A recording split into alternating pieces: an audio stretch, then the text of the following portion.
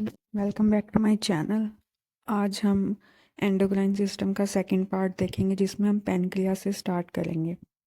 Pancreas एक endodermal composite gland होती है। इसमें both exocrine and endocrine parts होते हैं। एंडोक्राइन पार्ट्स में आइलेट ऑफ लैंगरहैंस होते हैं। आइलेट ऑफ लैंगरहैंस सेल्स होते हैं जो 1 to 2 मिलियन प्रेजेंट होते हैं, लेकिन ये सिर्फ 1 to 2% होते हैं पैनक्रियाज का। ठीक है। आइलेट ऑफ लैंगरहैंस सेल्स में 4 टाइप के सेल्स होते हैं: alpha cell, beta cell, delta cell, F cell.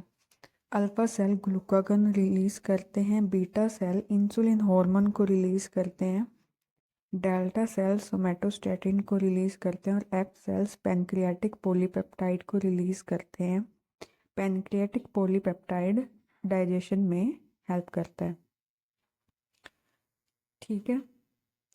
ये एक डायग्राम है जिसमें alpha cell, beta cell, delta cell और एफ सेल को शो किया गया। इसके बाद हम देखते हैं वर्किंग हम देखते हैं ग्लूकागॉन एंड इंसुलिन की। अब हम देखते हैं ग्लूकागॉन एक लीनियर पॉलीपेप्टाइड होता है 29 अमाइनो एसिड का। ठीक है। ग्लूकागॉन और इंसुलिन का अपोजिट इफेक्ट होता है। ग्लूकागॉन स्टिमुलेट करता है ग्लाइकोजिनोलाइसिस को और ब्लड में ग्लूकोज लेवल को इंक्रीज करता है। अब ग्लाइकोजिनोलाइसिस क्या होता है? Glycogenolysis breakdown of glycogen into glucose. जो ग्लाइकोजन स्टोर होती है उसका ब्रेकडाउन करता है ग्लूकोज में। इससे क्या है, ब्लड में ग्लूकोज का लेवल इंक्रीज होता है। ठीक है। इसके बाद एक और प्रोसेस होती है ग्लूकोनियोजेनेसिस। अनदर मतलब कार्बोहाइड्रेट के अलावा जो नॉन कार्बोहाइड्रेट होते हैं उनसे भी ग्लूकोज की सिंथेसिस करने के प्रोसेस को हम बोलते हैं ग्लूकोनियोजेनेसिस। वो भी इंक्रीज होती है, इससे ब्लड में ग्लूकोज लेवल इंक्रीज होता है। ठीक है। ये हो गया ग्लूकागॉन। इसके बाद इंसुलिन होता है। इंसुलिन 2 पॉलीपेप्टाइड चेन का बना होता है। ठीक है। इसमें ए चेन होती है वो 21 अमीनो एसिड की होती है और बी चेन होती है वो 30 अमीनो एसिड की होती है और दोनों को आपस में 2 पेयर ऑफ डाइसल्फाइड बॉन्ड जोड़ते हैं। ठीक है। अब ये जो इंसुलिन है इसकी स्ट्रक्चर होती है, ये 3 पॉलीपेप्टाइड चेन का बना होता है। ये देखिए, ए चेन होती है, बी चेन होती है, सी चेन होती है और सिग्नल पेप्टाइड इसमें होते हैं जिसको हम बोलते हैं प्री प्रो इंसुलिन। सबसे पहले सिग्नल पेप्टाइड हटता है तो प्रो इंसुलिन बन जाता है। उसके बाद जो ये सी चेन है इसका भी रिमूवल हो जाता है और हमारे पास इंसुलिन की स्ट्रक्चर आ जाती है जिसमें डाइसल्फाइड बॉन्डिंग होती है। अब ये इंसुलिन क्या काम करता है? इंसुलिन ब्लड ग्लूकोज लेवल को बॉडी में लोअर करता है by accelerating transport of glucose into cell. Glucagon blood में ग्लूकोज लेवल को बढ़ाता है, इंसुलिन ब्लड में ग्लूकोज लेवल को कम करता है, तो ये अपोजिट वर्क करते हैं। ठीक है। इसके फंक्शन क्या होते हैं? Insulin stimulate glycogenesis in both skeletal muscle and liver. Stimulate करता है ग्लाइकोजेनेसिस को, इनहिबिट करता है ग्लाइकोजिनोलाइसिस को। ये सब इसके फंक्शन होते हैं। ठीक है। इसके बाद ये देखिए रेगुलेट, जब बॉडी में लो ब्लड ग्लूकोज लेवल हुआ तो अल्फा सेल ग्लूकागॉन को सिक्रीट करेंगे। ग्लूकागॉन हेपेटोसाइट्स जो लीवर में होते हैं उनमें इंड्यूस करता है ग्लाइकोजिनोलाइसिस, ब्रेकडाउन करता है एंड ग्लूकोनियोजेनेसिस। इससे ब्लड में जो ग्लूकोज है वो रिलीज होती है और फिर ब्लड में लेवल इंक्रीज हो जाता है। फिर एक लेवल तक वो बढ़ता रहता है। उसके बाद हाइपरग्लाइसीमिया हो जाती है तो उसकी वजह से ग्लूकागॉन का रिलीज अपने आप रुक जाता है। ऐसे ही होता है इंसुलिन। मान लो बॉडी में हाई ब्लड ग्लूकोज है तो बीटा सेल से इंसुलिन रिलीज होगा। इंसुलिन वेरियस सेल पे वर्क करेगा। ठीक है। इससे ब्लड ग्लूकोज लेवल कम हो जाए। जब ब्लड ग्लूकोज लेवल कम हो जाएगा, हाइपोग्लाइसीमिया की कंडीशन आ जाएगी, तब वो अपने आप इंसुलिन की रिलीज को रोक देगा। ठीक है। इसके अलावा एक यहाँ पे रिसेप्टर होता है GLUT4, जो ओनली टाइप ऑफ ट्रांसपोर्टर होता है जो इंसुलिन को रिस्पोंड करता है और ग्लूकोज के लेवल को कम करने में ये हेल्प करता है। ये इसका एक ये एग्जाम्पल होता है। ये हो गया हमारा पेनक्रियाज। इसके बाद हम करते हैं, हमारी नेक्स्ट ग्लैंड आती है adrenal gland. Adrenal gland, one pair of adrenal glands होती है, ठीक है, ईच किडनी के ऊपर होती है। अब एड्रीनल ग्लैंड दो रीजन्स में डिवाइड होती है। लार्ज पार्ट होता है एड्रीनल कॉर्टेक्स और स्मॉल सेंट्रली लोकेटेड पार्ट होता है एड्रीनल मेड्यूला, ठीक है। एड्रीनल कॉर्टेक्स जो है वो 3 पार्ट्स में आगे डिवाइड होता है, zona glomerulosa, zona fasciculata and zona reticularis. ये देखिए डायग्राम, ठीक है, zona glomerulosa, zona fasciculata, zona reticularis, ये वाला, ठीक है। अब इनसे कौन कौन से हार्मोन रिलीज होते हैं? सबसे पहला होता है आउटर साइड से मिनरेलोकोर्टिकॉइड्स, मिडल से होता है ग्लूकोकोर्टिकॉइड्स, और जोना रेटिकुलरिस होती है वो सेक्स हार्मोन को रिलीज करती है। मिनरेलोकोर्टिकॉइड में सबसे इम्पॉर्टेंट जो मेन होता है वो होता है एल्डोस्टेरोन। एल्डोस्टेरोन 2 मिनरल आयन को रेगुलेट करता है, सोडियम एंड पोटेशियम आयन, ठीक है। तो ये इसके साथ साथ electrolytes, blood fluid volume, osmotic pressure and blood pressure सभी को मेंटेन करता है।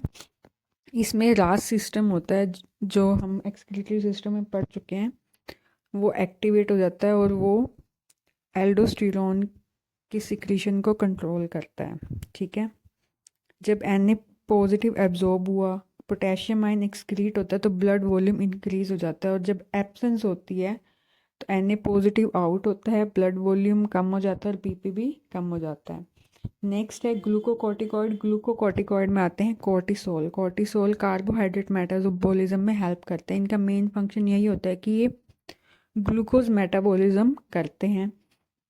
इसके अलावा ये एंटी इन्फ्लेमेटरी एजेंट्स होते हैं। इम्यूनोसप्रेसिव एजेंट्स की तरह भी ड्रग्स में यूज़ किए जाते हैं। जब ऑर्गन ट्रांसप्लांट वगैरह होते हैं तो वो इम्यूनोसप्रेसिव एजेंट्स यूज़ किए जाते हैं, वहाँ पे इनका यूज़ होता है, ठीक है। इसके बाद नेक्स्ट पार्ट आता है एड्रीनल एंड्रोजन। इसमें आता है डिहाइड्रो एपी एंडोस्टेरोन। इसमें एंड्रोजन मेन आता है टेस्टोस्टेरोन। ये हमारे हो गए सारे एड्रीनल कॉर्टेक्स के हार्मोन। एड्रीनल मेड्यूला होता है वो मॉडिफाइड सिंपैथेटिक नर्वस सिस्टम होता है। इसमें एक्सोन नहीं होता, इसमें सेल्स होते हैं। इसमें सेल्स हैं क्रोमैफिन सेल्स जो हार्मोन रिलीज करते हैं। इसके हार्मोन्स को बोलते हैं कैचकोल अमाइंस। इसमें आते हैं एपिनेफ्रिन एंड नॉर एपिनेफ्रिन। ये एमरजेंसी हार्मोन होते हैं, इनको हार्मोन ऑफ फाइट और फ्लाइट बोला जाता है, ठीक है। ये हमारा एड्रीनल ग्लैंड हो गया। इसके बाद आते हैं gonads. Gonads primary sex organ, testis and ovaries में होते हैं, उसमें से हार्मोन रिलीज होते हैं। टेस्टिस में इंटरस्टिशियल सेल्स होते हैं, वो एंड्रोजन। एंड्रोजन में मेन हार्मोन होता है टेस्टोस्टेरोन, वो रिलीज होता है। Testosterone spermatogenesis, formation of sperm में हेल्प करता है, और development of secondary sex character male में होता है कि जैसे वॉइस का मेच्योर हो जाना, एडम एप्पल का दिखना लग जाना, और ये सब जो सेकेंडरी सेक्स करेक्टर होते हैं, बियर्ड आ जाना, ये सबको डेवलपमेंट में हेल्प करता है। नेक्स्ट है ओवरी। ओवरी में 2 हार्मोन होते हैं, estrogen and progesterone. Estrogen Graafian follicle से रिलीज होता है, responsible for secondary sex character. जो प्रोजेस्टेरोन है वो कॉर्पस ल्यूटम से रिलीज होता है, ठीक है। इसको प्रेगनेंसी हार्मोन में बोलते हैं। ये जब यूट्रस की लाइनिंग की थिकनिंग होती है तब उसमें हेल्प करता है, ठीक है। इसके अलावा एक और हार्मोन होता है inhibin follicle stimulating hormone, FSH को इनहिबिट करता है, और रिलैक्सिन हार्मोन होता है जो प्रेगनेंसी के टाइम, जब चाइल्ड बर्थ का टाइम होता है तब हेल्प करता है। ये होगी हमारी मेन जो ग्लैंड्स होती हैं। इसके अलावा कुछ कुछ हार्मोन हार्ट, किडनी और जीआई ट्रैक्ट भी रिलीज करते हैं। सबसे पहले होता है हार्ट का। हार्ट रिलीज करता है atrial natriuretic factor ANF from heart. ये ब्लड प्रेशर को डिक्रीज करता है। ये क्वेश्चन आपका एस्टेट में पूछा गया है कि एएनएफ कहाँ से रिलीज होता है, ठीक है। नेक्स्ट है किडनी। किडनी हार्मोन प्रोड्यूस करती है इरिथ्रोपोइटिन। किडनी के जेक्स्ट्रा ग्लोमेरुलर सेल्स होते हैं वो इरिथ्रोपोइटिन हार्मोन को प्रोड्यूस करते हैं जो कि इरिथ्रोपोइसिस जो ब्लड सेल फॉर्मेशन होता है उसको स्टिमुलेट करता है। अनदर हार्मोन है रेनिन। ठीक है, रेनिन हार्मोन रास सिस्टम को इनिशिएट करता है। फिर है प्लेसेंटा। प्लेसेंटा से हार्मोन रिलीज होते हैं, स्टीरॉयड हार्मोन और प्रोटीन हार्मोन। स्टीरॉयड हार्मोन होते हैं एस्ट्राडियोल और प्रोजेस्टेरॉन, और प्रोटीन हार्मोन होते हैं एचसीजी और एचसीएच। एचसीजी होता है जो प्रेगनेंसी हार्मोन होता है कि जब यूरिन में एचसीजी है इसका मतलब है कि प्रेगनेंसी कंफर्म है और वो उसको टेस्ट करने के लिए वो यूज़ करते हैं। नेक्स्ट है जीआई ट्रैक, हमारा जो गैस्ट्रो इंटेस्टाइनल ट्रैक है। स्टमक एंड स्मॉल इंटेस्टाइन के कुछ कुछ पार्ट सेल्स होते हैं जो हार्मोन रिलीज करते हैं। सबसे पहला हार्मोन है गैस्ट्रिन। गैस्ट्रिन गैस्ट्रिक ग्लैंड से होता है एंड ये स्टिमुलेट करता है secretion of HCL and pepsinogen. Next hormone है सिक्रेटिन। ये एक्सोक्राइन पेनक्रियास से है और secretion of water and bicarbonate ion को स्टिमुलेट करता है। नेक्स्ट हार्मोन है कोलेसिस्टोकाइनिन CCK। ये पेनक्रियाज एंड गॉल ब्लैडर में से होता है सॉरी, और स्टिमुलेट करता है secretion of pancreatic enzyme and bile juice. मतलब ये वर्क करता है पेनक्रियाज एंड गॉल ब्लैडर पर, वहाँ पे स्टिमुलेट करता है पेनक्रियाज में पेनक्रियाटिक एंजाइम्स के लिए और गॉल ब्लैडर में बाइल जूस के लिए। इसके बाद नेक्स्ट हार्मोन होता है गैस्ट्रिक इनहिबिटरी पेप्टाइड। ये गैस्ट्रिक सिक्रीशन को इनहिबिट करता है, कोई तो रोकने के लिए भी चाहिए। इसके बाद आता है मैकेनिज्म ऑफ हार्मोन एक्शन। हमारे जो हार्मोन है हमने पढ़ लिए दो टाइप के हैं, स्टीरॉयड हार्मोन जो ये लिपिड हार्मोन है और हैं प्रोटीन हार्मोन। अब जो हमारी प्लाज्मा मेम्ब्रेन है, ठीक है, वो लिपिड की बनी होती है। जो लिपिड सोल्यूबल हार्मोन होगा तो वो लिपिड में डिजोल्व होकर वो तो अंदर एंट्री ले लेगा, लेकिन जो प्रोटीन हार्मोन होते हैं वो वहाँ से क्रॉस नहीं कर पाते। इसलिए इनका दो तरीके का मैकेनिज्म अलग अलग तरीके से है। सबसे पहले हम देखते हैं lipid soluble hormone. Lipid soluble hormone है वो लिपिड में डिजोल्व होके एंट्री कर जाता है सेल में, वहाँ पर फिर उनके रिसेप्टर प्रेजेंट होते हैं। ठीक है, तो वहाँ पे वो डायरेक्ट एंट्री लेता है, रिसेप्टर से बाइंड करता है, बायोकेमिकल रिस्पॉन्स होता है। ये ना न्यूक्लियस और अंदर न्यूक्लियर लेवल पे होता है, जीन पे क्रोमोसोम पे, उस पर सीधा रिस्पॉन्स दिखाते हैं। नेक्स्ट है, पहले इसका आप डायग्राम देख लो, ये देखो, ये हार्मोन आया, direct entry, receptor hormone complex बना और फिर वो सीधा फिजियोलॉजिकल रिस्पॉन्स जो जिसके लिए वो रिस्पॉन्सिबल है वो शो करेगा जीनोम पे, प्रोटीन्स पे। नेक्स्ट है प्रोटीन हार्मोन। प्रोटीन हार्मोन के अंदर एंट्री नहीं है तो वहाँ पे उसके प्लाज्मा मेम्ब्रेन के सरफेस पे उसके रिसेप्टर प्रेजेंट होते हैं, तो वो उन रिसेप्टर पे बाइंड करेगा और अंदर एक सेकेंडरी मैसेंजर्स प्रेजेंट होते हैं, उनको एक्टिवेट कर देते हैं। तो वो एक वो ना चेन रिएक्शन वो सब एक्टिवेट हो जाते हैं, एक के बाद एक के बाद एक वो एक्टिवेट हो जाते हैं और फिर वो रिस्पॉन्स करते हैं। सेकेंडरी मैसेंजर्स के एग्जांपल है cyclic AMP, IP3, DAG, CA2 positive. ठीक है, ये इसका डायग्राम। हार्मोन आया रिसेप्टर पे तो रिस्पॉन्स 1, उसके बाद generation of second messenger, biochemical response और फिर फिजियोलॉजिकल रिस्पॉन्स जो जिसके लिए वो रिस्पॉन्सिबल है वो शो करते हैं। ये हो गया हमारा सारा मैकेनिज्म। इसके बाद ये डिसऑर्डर्स हैं, ये डिसऑर्डर आप लोग देख लेना और पढ़ लेना कि पिट्यूटरी ग्लैंड के डिसऑर्डर हैं, जैसे कि हाइपोसिक्रेशन और हाइपर सिक्रेशन से क्या होता है।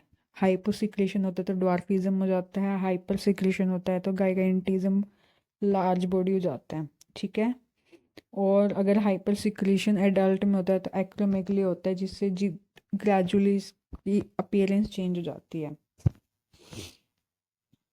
Anti diuretic hormone diabetes insipidus हो जाता है।